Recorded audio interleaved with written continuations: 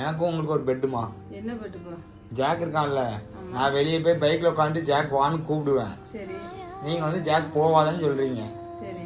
ஜாக்கோடைய ரியாக்ஷனை பார்ப்போமா? சரி, அதுதான் பார்ப்போம். எப்படியும் அவன் என் கூட தான் பைக்கில் வருவான். சரி, அதை பார்த்துரும். சரி, ரைட். ஜாக் வந்து இந்த இருக்கான்.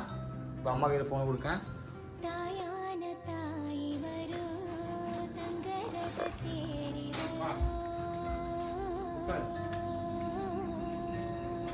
பாத்தீங்களா வந்துட்டானா?